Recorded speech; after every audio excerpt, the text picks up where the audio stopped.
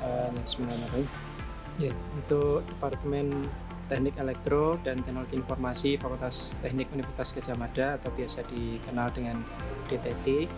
Ini adalah salah satu departemen dari 8 departemen yang ada di Fakultas Teknik Universitas Gadjah Mada ya. Dan di DTT sendiri ada 6 program studi di sana. Di 3 program studi yang ada di level sarjana, kemudian 2 program studi yang ada di level magister, dan juga 1 program studi ada di level doktor. Untuk yang di program sarjana, ini ada program studi teknik elektro, program studi teknologi informasi, dan program studi teknik biomedis. Sedangkan di program magister, ini ada 2, yaitu program teknik elektro, program studinya, kemudian yang kedua program studi teknologi informasi. Untuk yang program doktor, ada 1, yaitu program studi teknik elektro. Nah, ini secara umum ada 6 program studi yang kami tawarkan di DTT.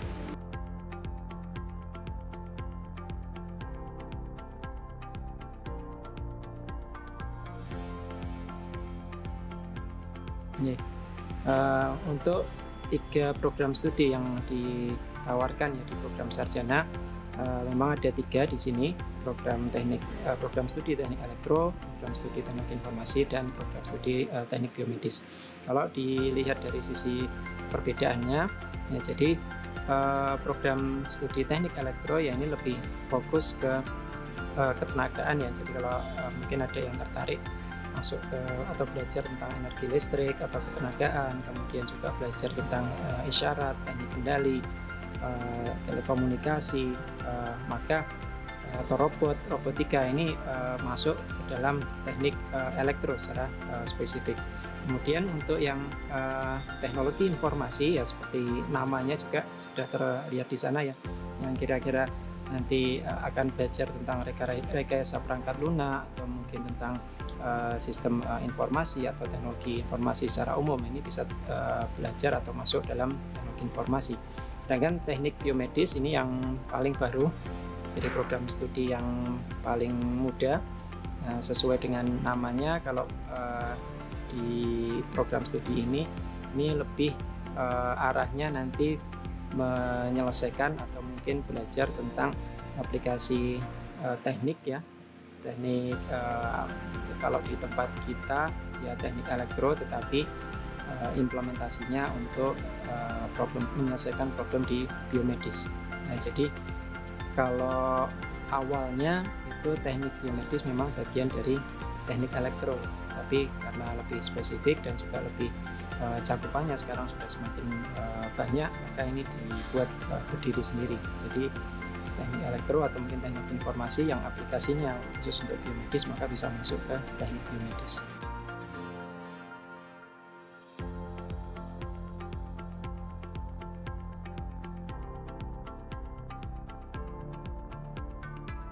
Untuk fasilitas yang ditawarkan di DTT ini memang kalau laboratorium bisa dibilang cukup banyak ya. Jadi ada 20 laboratorium atau 20 ruangan yang memang kita sediakan secara spesifik untuk beberapa keperluan. Ada yang levelnya mungkin untuk praktikum sifatnya dasar, dan juga ada yang sifatnya untuk riset, dan ada yang laboratorium yang bekerja sama dengan industri. Jadi kita bisa melakukan pengujian atau mungkin untuk standarisasi, itu bisa di beberapa lab yang memang disediakan di DTT. Nah, di sana ya sesuai dengan keperluannya, nanti adik-adik mahasiswa itu biasanya kalau yang level dasar atau mungkin masih di tahun-tahun pertama, khususnya program sarjana, mereka akan bergabung di lab-lab yang sifatnya dasar atau penyelenggara praktikum. Kemudian untuk yang mahasiswa tugas akhir atau tahun-tahun terakhir di sarjana ataupun mahasiswa pasca, biasanya mereka akan bergabung di lab yang sifatnya ini ya research ya.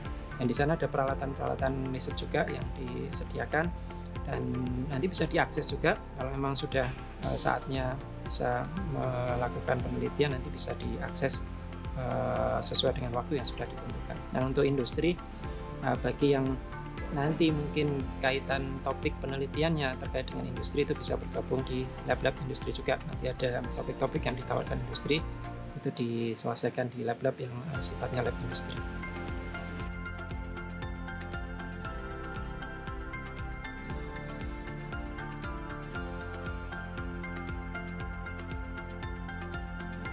Jadi ada beberapa lab, mungkin 3 atau 4 lab ya yang asosiasinya ke energi listrik atau ketenagaan, dan tadi yang disebutkan salah satunya bisa membuat atau ya mensimulasikan atau bahkan ini ya skala kecil memunculkan petir itu ya yang bisa dilihat secara fisik. Ya kalau untuk tingkat keamanan ya kami sudah tentu saja ada standarnya ya, ada standar artinya yang bekerja di sana bagaimana menempatkan peralatan itu semuanya sudah sesuai dengan standarnya. Yang lab khususnya petir itu juga sudah ini kalau standarisasinya masuk standarisasi CAN ya, saya lupa ininya detailnya, tetapi memang kami set supaya lab kami itu sudah memenuhi standar tertentu, dan ini selalu dicek dalam periode-periode tertentu, jadi insya Allah aman.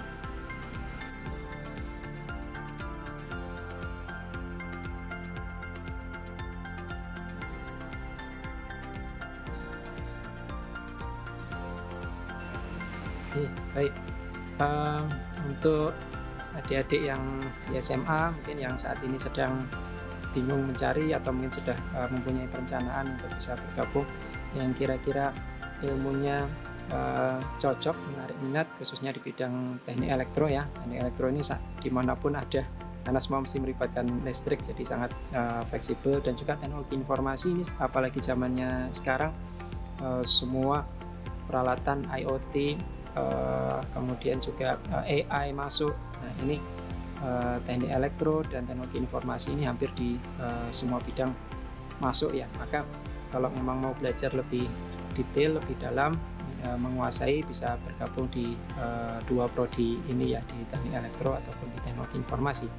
Nah sedangkan yang adik-adik mungkin di SMA sudah mulai tertarik khususnya menyelesaikan problem secara spesifik di bidang biomedis, dan ini ada kaitannya juga dengan teknik elektro dan teknologi informasi yang aplikasinya di biomedis, maka ini bisa bergabung di teknik biomedis, dan kami sangat berharap ini adik-adik yang punya potensi, punya kemampuan, punya kemauan, karena nanti akan diseleksi juga ya. Persaingannya mungkin juga ketat, tetapi jangan ragu, jangan patah semangat, semua bisa diusahakan, semua bisa dicoba. Silahkan untuk bergabung bersama kami di DTT, dan juga nanti kita akan belajar dan membangun prestasi bersama-sama.